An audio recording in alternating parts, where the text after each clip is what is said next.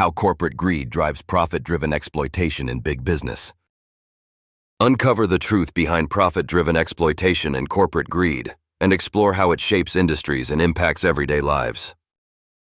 Profit-driven exploitation and corporate greed. What's really going on? Hey, have you ever paused to think about what really drives some of the biggest companies in the world? Like what's going on behind the scenes when a product's price skyrockets or when a company seems to prioritize earnings over everything else? I've been looking into this more, and honestly, the whole picture of profit-driven exploitation and corporate greed is pretty wild. Let's start with the basics. At its core, capitalism is about making money, right?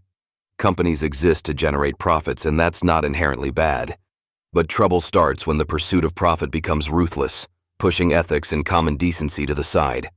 You've likely seen news stories about industries that, frankly, seem to prey on people to boost their bottom line. Take pharmaceuticals, for instance. There's this ongoing conversation about pharmaceutical profits, how some drug companies jack up prices on life-saving medications, sometimes by an enormous margin. And it's not like the consumer has much of a choice when your health depends on these drugs. These companies often argue that high prices fund research and development, which is true to an extent. But the scale of price hikes sometimes makes you wonder if it's more about squeezing every last dime from patients. And it's not just pharmaceuticals. Look at industries like fast fashion, tech, or even food production. The labor conditions behind cheap and trendy clothes, the environmental fallout of mass production, or the monopolistic practices that kill competition. These are all symptoms of corporate greed. When maximizing profits becomes the only goal, the people who suffer the most are often workers, consumers, and the planet. What's even crazier is how some companies brush off concerns with what I call untrue allegations.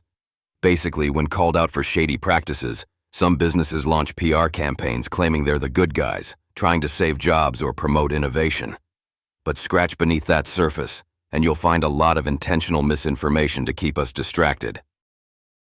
There's also this layer where some folks suspect a government conspiracy or collusion with corporations to keep the status quo.